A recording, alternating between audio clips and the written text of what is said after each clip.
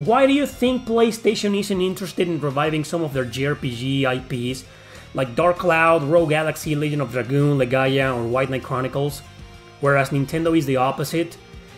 Okay, so I think Sony's a little bit lazy. Some of those games were ported to the PS4 and PS5, in case you didn't know. If you turn on your PS4 or 5 right now and look up Dark Cloud 1 and 2, Rogue Galaxy, and Legend of Dragoon, you can buy a digital version of them, and they have upscaled graphics. So they do kind of care about reviving them. They just maybe don't want to do like full-fledged remasters of them, or remakes for that matter, because it costs them money, and Sony would rather focus, I think, on AAA support and third-party AAA support, because all they want to do and all they seem to care about since many years ago is making money first and foremost. And reviving old classics well, some of those games didn't sell that much. I know Legend of Dragoon was a big hit here in North America, but the level 5 RPGs, or Legend of Legaia, White Knight Chronicles, were not that successful, so maybe they think it's not worth their money or their time to bring them back. But the least they can do is bring them digitally. Okay, Legend of Legaia and White Knight Chronicles deserve to have at least the same treatment Legend of Dragoon and Dark Cloud 1 and 2 did. At the very least, put them up there digitally with upscaled graphics. I mean, have you seen the Legend of Dragoon on PS5? It looks great, man. It looks almost as if it was remastered. But yeah, I don't know Sony, man. So I can't know for sure why they don't seem to give that much of a fuck about certain original IPs. Wild Arms is the biggest one. Will you classify Panzer Dragoon Saga as a C tier? I don't know, man. I only played that game for like 1 hour. I remember I went to my buddy's house and he had a bunch of RPGs. That was many years ago, before those games were crazy expensive. Well, Panzer Dragoon was already crazy expensive, and I remember he waited years and sold that copy along other games. I think he sold that game alongside the Flintstones game, the rare one, the really rare one, which is on NES or SNES, I don't know, and Little Samson, and he bought a car with that money because he needed a car. That was smart. Lucky bastard. But I remember playing Panzer Dragoon Saga, and I only played it for 1 hour, and what little I played didn't impress me, and the battle system was still kind of weird, hard to get into, but I did manage to get kinda into it and I liked it, so I can't have an opinion on it. I don't know if I will put that game on the C, probably not, because it has some great ideas and some great narrative. At the very least I will put it on the B, but I mean, I barely played it, man. Do you see JRPGs as works of art? Yeah, in my opinion, video games should be considered as the 8th fine art. That's just my opinion. But then again, it's a mixture of several arts. They mix music, they mix visuals, they mix literature. They mix, it's like a hybrid art. So yeah, but I do see them as art, works of art. When do you think the Suikoden remasters are coming out? Do you think Konami is waiting for Eiyuden to come out first? Yes, probably. Eiyuden already got a release date on April something of this year. 3 more months, holy shit. Yeah, definitely Konami's gonna play their card around the same time. Maybe a little bit later, maybe they're gonna wait to see how it does. But the remasters were announced, right? So they will release them no matter what. Definitely this year, yeah, and definitely a little bit late after Eiyuden Chronicle to compete. What were your favorite party members in Cold Steel 4? I think my final party was Rin. Was it Emma? Laura was definitely there. I mean, I love Laura. Rin and Laura are always on any Cold Steel game to me. Reverie too. In Reverie she was there. Rin and Laura. My other two in Cold Steel 4, I think it was Emma, because she's the best fucking mage in the game, period. And who was my last one in Cold Steel 4? I think it was Estelle. Probably Estelle. I was using her for a buff mage and also some physical stuff. Oh, check out this song, man. The best song in Octopath Traveler 2.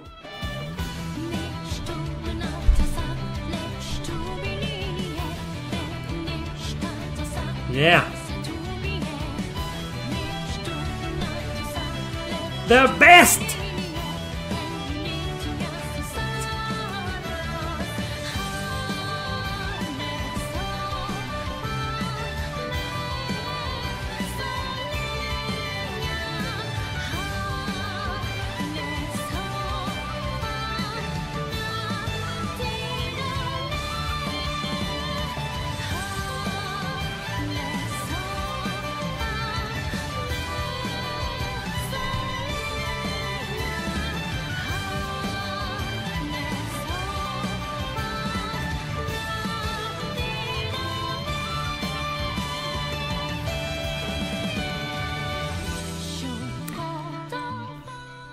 Amazing song, amazing singing. Holy shit. Oh man. And I don't know why it says here piano. And who the fuck is Lucas Cooper? Who the fuck is that? This is Yasunori Nishiki. That's the composer, and the singer, I forget her name. Who in blazes is Lucas fucking Cooper, man? I swear, sometimes I download songs from the internet and they come with that. What the hell is that, man? Anyway, Mike J. Griff. Hope I pronounced that correctly. Thanks a bunch for the donation. I don't think they have remastered a single Fire Emblem, have they? Other than the Shadow Dragon remake of 1. Well, the original Famicom release, which the Shadow Dragon version was based on, it got an official localization, English translation, digital on the Switch, but that's not exactly a remaster. No, I don't think a single Fire Emblem game has ever been remastered. You're right, that's sad. Would you rather Fire Emblem Path of Radiance remake remaster or one of the old school SNES game getting a remake? Old school SNES games getting a remake, please. Would you recommend me Enchanted Arms? Yeah, it's good. It's good. Also one of those games that is a bit underrated, got a lot of shit. Play it, man, it's short, it's good, it's fun. There's a really annoying character in there that's gonna annoy the heck out of you. But Liam O'Brien is the voice actor. And Liam fucking O'Brien is one of the best voice actors ever. But yeah, good game, man. Do you think the prices for PS1 RPGs will ever come down when old collectors will retire and young guys will not give a shit about them? Hopefully. But we're decades away from that, man. I've seen the PS1 market go down a bit in the past year. For example, Suikoden 2 years ago used to be $350. And nowadays you can find copies of it for $200, $250. It's still crazy expensive, but it went down over $100 in price. So we're not too far from seeing a PS1 market crash, but we're still kind of far. Maybe a few years, give it a few years and maybe some PS1 games will drop in price a bit. But I don't think we will ever see them for like $10, $20 again. I think that's long gone. That ship has sailed, man.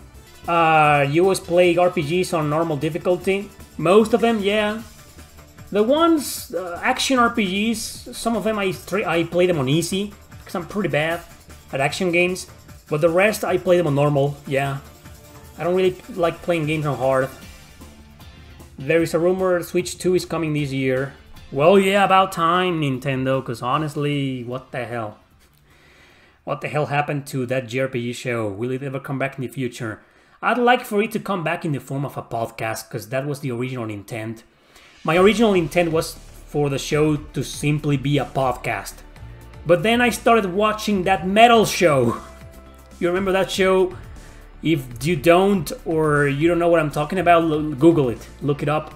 It was a show, and that's when the idea of having guests and making top 5s together was born. but I don't know, I felt like I was just ripping somebody else off and I needed to have my own ideas.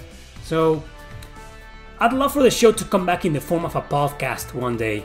No guests, just me.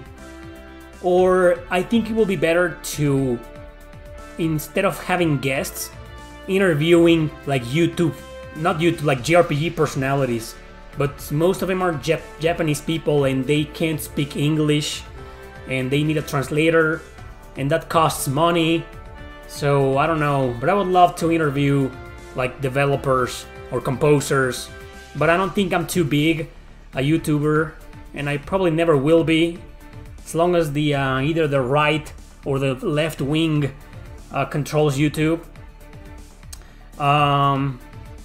But maybe one day, right? I interviewed the creator of Wild Arms.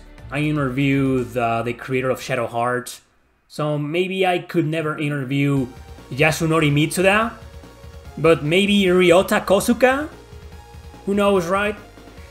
But yeah, it's gonna be a pain in the ass, man, to interview developers and have an episode a month at least. So I would prefer that JRPG show to come back in the form of a podcast. Just me talking. I don't know, man. I haven't decided anything yet. Have you ever tried to go back to Twitter and promote your videos and have more presence on social media? I fucking hate social media nowadays. So, no. Hopefully the Switch 2 will be as powerful as the PS3, Xbox 360. No, man! Hopefully it will be as powerful as the freaking PS4! I don't want the Switch 2 to be as powerful as those consoles. I want it to be as powerful as the PS4. That's the least Nintendo can do, damn it. Do you agree that Hitoshi Sakimoto is one of the most underrated composers in video games? Shouldn't it be like the most overrated? I'm just kidding, I don't think it's underrated. I think he's pretty popular and one of the most respected and beloved composers out there. Definitely wouldn't call that guy underrated, but that's just me. If you were walking down the street and suddenly a hater started yelling you things about something you said in your channel, how would you react? I would just ignore that person. The worst thing you can do with a hater is give them attention, because that's exactly what they want. They want you to react. I wouldn't react, I would just continue on my way. Ignore the person. Have you played Lollipop Chainsaw? No, I never did. I kinda wanted to at some point, but I never got it. Not even when I was a reseller. Didn't come across it. And it was cheap for a while. Not dirt cheap, but it was cheap. It was kinda like in the $15 range, right? For many years. And I never got it. And now it's, I think it went up in price a bit, didn't it? Or is it still a $10 to $15 game? I'd like to try that game one day. Yeah, I guess the best way to play the Sword Art Online games is on the PlayStation 4. Because the Switch and Vita versions they have a lot of technical issues. Yeah, some of them suck balls on the Vita. And I love the Vita. Are you waiting for the remake of Dot Hack? I don't know, nobody knows if it's gonna be a remake of the first 4 games or a brand new game in the series. Nobody knows what's gonna happen. The countdown is still there on the website. March. What do you think is a better JRPG console, the 3DS or the Vita? In terms of catalog, obviously the 3DS. A lot of exclusives in there, and most JRPGs that were released on the Vita were released on the PS3 or the PS4, and those versions are better than the Vita versions.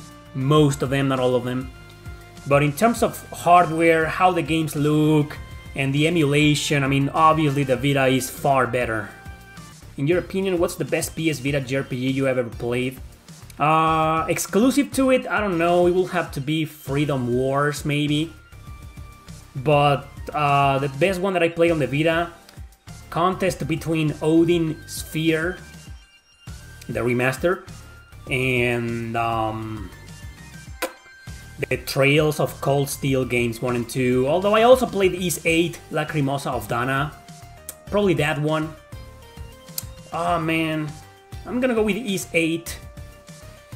But I never finished Ys 8 on the Vita. I finished it on the PS4, same with Odin's Sphere. And the ones that I did beat on the PS Vita were Trails of Cold Steel 1 and 2. Valkyrie Drive! That's a game with RPG elements, not what I will call an RPG, but yeah.